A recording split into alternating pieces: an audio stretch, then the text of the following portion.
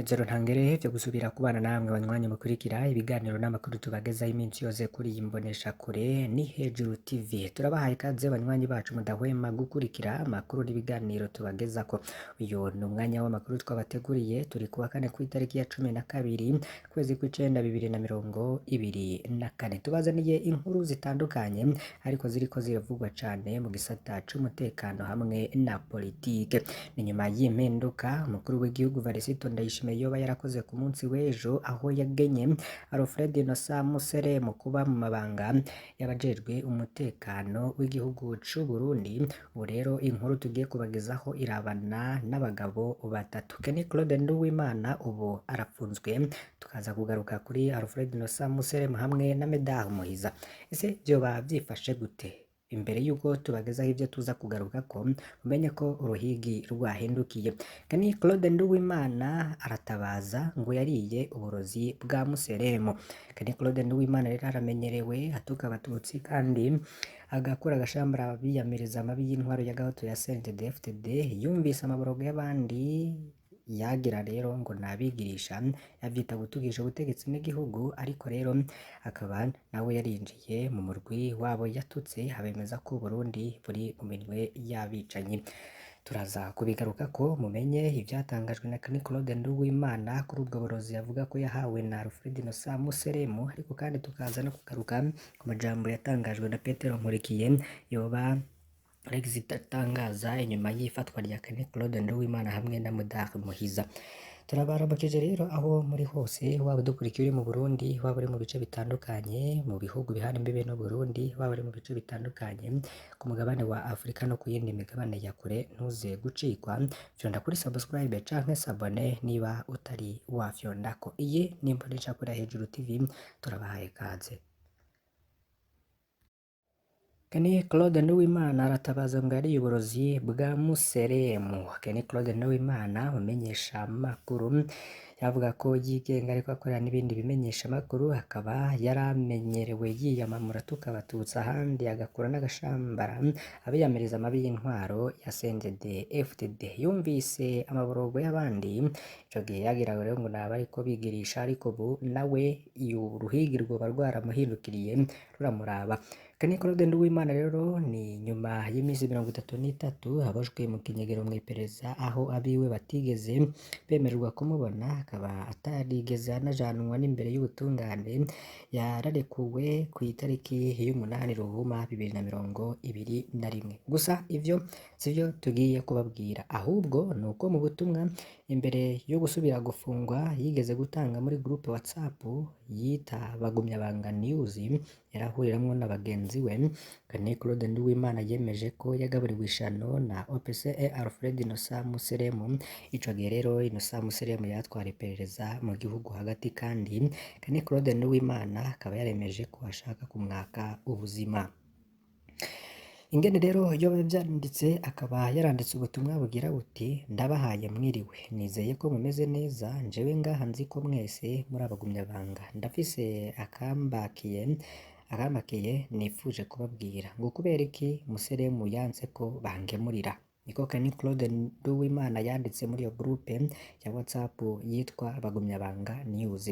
Akaba yarabananije agira ati: akamvunga ikiringo kingana kurya imisi 33 hama kuva lundi ku itariki 8 ukwezi kwa 2021 andekuye, naramubwiye ko ntashe ngwaye, kumbe sinarinzi ivyari vyo, kumbe mw'iyo misi yose nagaburiwe uburozi, nakomeje kuribwa mu nda nkibaza ngo ni estoma, kumbe nahawe ibitarika, nabimenye ngiye kwivuza barapima baramurika barabura, kandi nkumva nkomeza kuremba.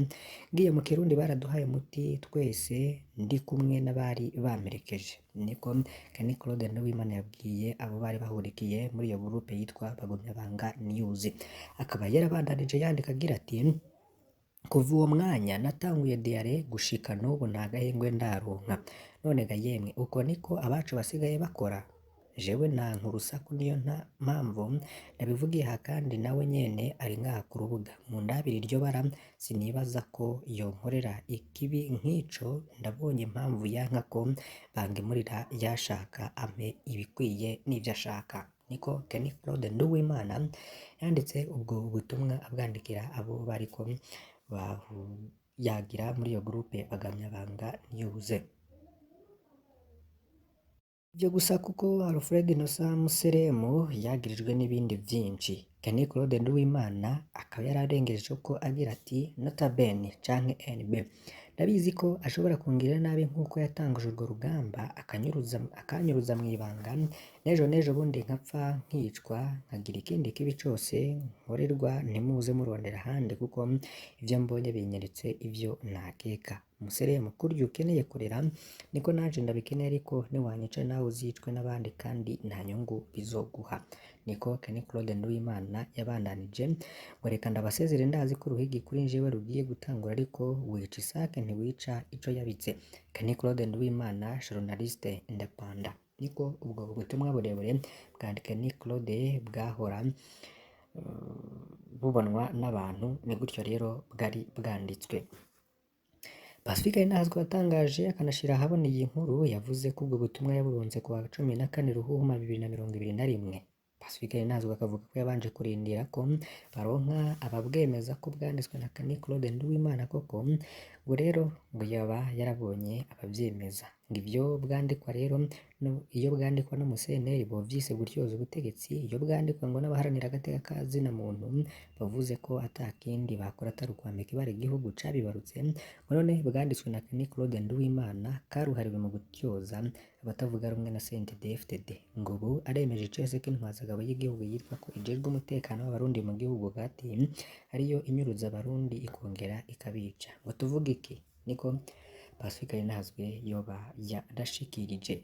Ivyo rero ni ivyo Kenny Claude Nduwimana yari yatangaje avuga ko yoba yarariye uburozi bwa Museremu. Kenny Claude Nduwimana na Medare Muhiza rero uruhigi rwageze nyuma rurabahindukirira, kuko bano bantu babiri bari bamaze imyaka bakorera ku mbuga ngurukana bumenyi ibiganiro vyo kwambika ibara abantu, bigisha amacakubiri y'amoko, bitwa bavugira ubutegetsi. Ni kenshi rero abatari bake basemereye ku bikorwa vya Medare Muhiza na Kenny Claude Nduwimana, ariko abavuze akaba ari bo bitwa abansi b'igihugu.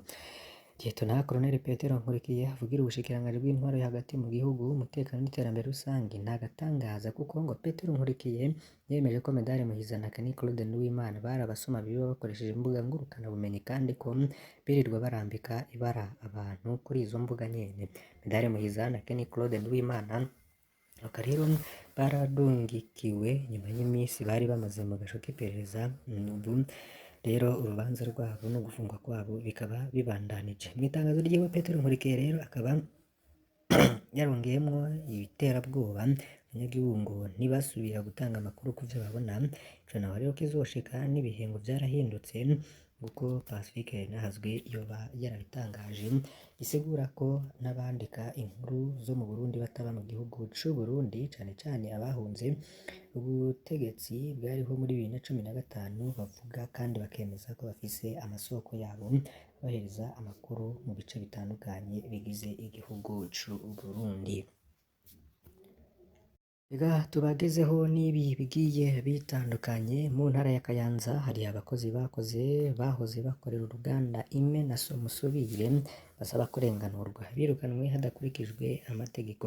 Abo bakozi bose hamwe ni 37 bakaba bagizwe n'abashoferi n'abakonvayeri babo bahoze bakorera uruganda Ime na Somusubire ruhingura ibinyobwa. N'uruganda mu ntara ya Kayanza begukira umurwizatunga Ndoricima Aniseti azwi cane ku izina rya Ndori.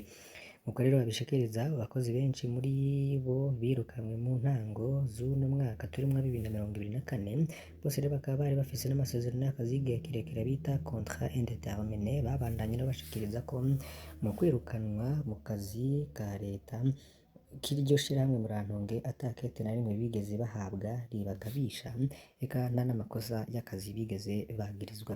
Birukanwe mu buryo butangaje kuko batatonze ku kazi nk'uko vyahora. Abashoferi n'abakonveyeri barashikanye imodoka ku kazi baca bakwa imfunguruzo z'imodoka, babwira ngo genda tuzobahamagara, bica bibarera kamizwe n'ingoma.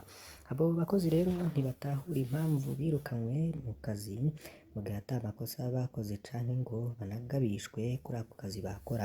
Nyuma yo guhagarikwa ku kazi, abo bakozi barituye nyene uruganda Ndoricima Anicet, barituye n'umuhanuzi vy'amategeko wa buramatari w'intara ya Kayanza kugira ngo barenganurwe mu bijanye n'amategeko y'akazi, ariko ntaco vyavuyemwo.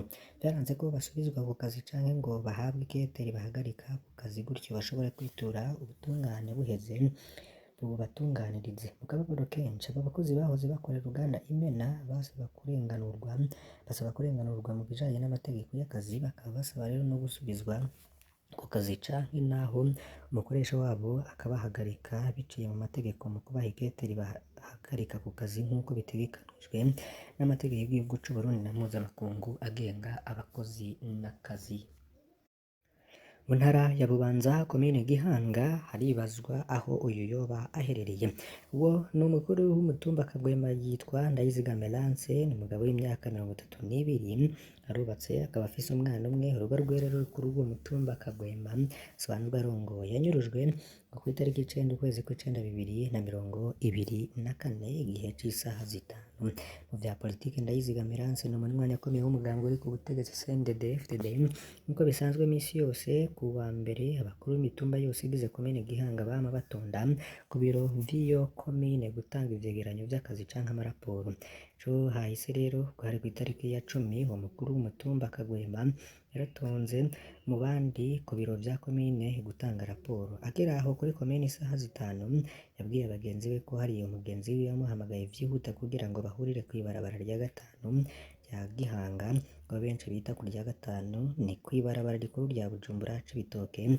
Umuntu rero yaramutelefone ntarashobora no kumenyekana.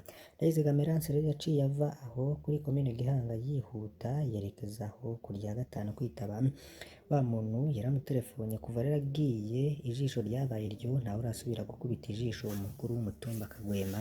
Telefone yiwe ngendanwa irazimije kuva ejo nyene kw'igenekerezo rya 10 kwezi kw'icenda 2024. Abiwe bagiye kuri komine Gihanga kubaza musitanteri w'iyo komine Leopold Ndacayisaba, ntaco rero yabafashije.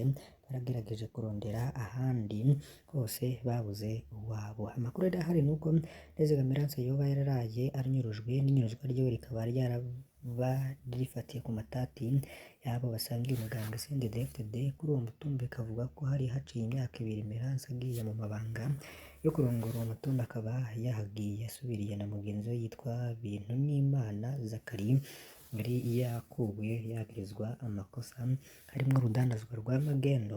Bivugwa rero ko kuva Lance atanguye kurongora umutumba bamwe abo basangiye umugambwe batigeze babinezererwa, akaba rero aragomye icuka kibi cane hagati yabo. Ni muri bakuru rero tudashobora kwemeza cane kuri iryo bujwi irengero ry'uwo mukuru w'umutumba. Ico bikoze rero tubandaye no gukora n'ayandi matohoza, gusa mu muryango w'uwo mukuru w'umutumba ubwoba ni bwinshi ku mutekano we, bakaba basaba inzego z'umutekano kubafasha vyihuta kumenya iyo Ndayizigama Lance yatwaye.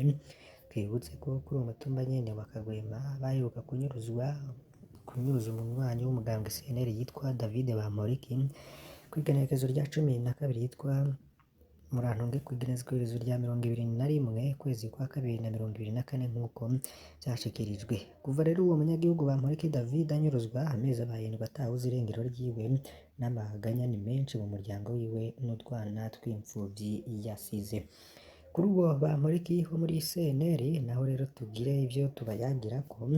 Uwo munyagihugu Bamporiki David rero umunywanyi wa CNL nk'uko twabivuze ku mutumba Kagwema zone Gihanga komine Gihanga intara ya Bubanza, yanyurujwe mw'ijoro ryo ku itariki ya 21 kwezi kwa 2 na 2024 hagati y'isaha 2 n'isaha 3. Agifatwa yafashwe n'utwara igipolisi muri komine Gihanga bita Masabarakiza Philippe. Abanyagihugu rero bagerageje no gutabaza biwe vy'ubusa kuko batewe ubwoba nuko baca baraswa.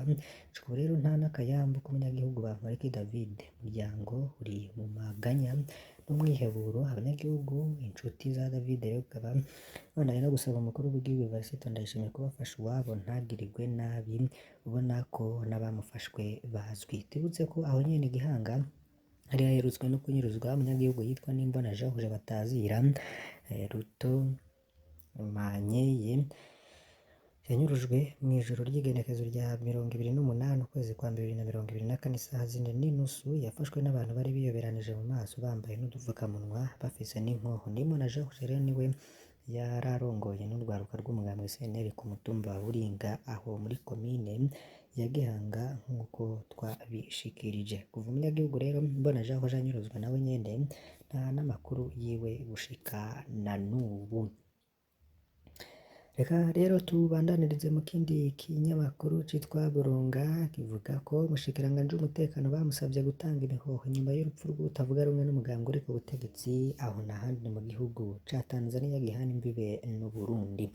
Nyuma y'urupfu rwa Ali Mohamed Kibao yari umunyamabanga w'umugambwe Chadema atavuga rumwe n'ubutegetsi bwa Tanzania, umukuru w'igihugu Samia Suluhu Hassan yarasavye inzego z'umutekano iperereza gukora amatohoza yihuta kuri urwo rupfu n'izindi zimeze nkarwo, ariko ntivyakozwe. Nico catumye abanyagihugu basaba umushikiranganji w'umutekano gutanga imihoho Hamad Yusuf Masauni mu gihe yarafashe ijambo aho ikiganiro c'uwo kiriko kirabera. Abanyagihugu bari bahari bamuciriye mw'ijambo bamusaba ko abwirizwa gutanga imihoho kuko ataco ariko arabafasha mu kumenya ukuri. God bless Lema arongoye umugambwe Chadema mu mpanuka yabishikirije agira ati umushikiranganji ndagusavye kutazogaruka ngaha ku kiriyo c'uwacu yanyurujwe akishwa, muriko muratubabaza cane. Jewe nagira inyuma yari irya jambo ry'umukuru w'igihugu wewe n'urongoye igipolisi mwari guca mutanga ibihoho kuko ntaco muriko murakora ku kibazo co kunyuruza abantu muri Tanzania. Ariko Freeman Mbowe umuyobozi mukuru w'umugambwe Chadema we yasuzemwo mabisi asaba abari ku kiriyo kwihangana bakarindira umushikiranganji agaheraheza ijambo ryiwe, ariko abanyagihugu n'abarongoye yindi migambwe rero babandanije kwerekana ko bahangayikishijwe n'umutekano wabo. Kibao rero akaba yarapfuye abanje kunyuruzwa agasukwako aside mu maso.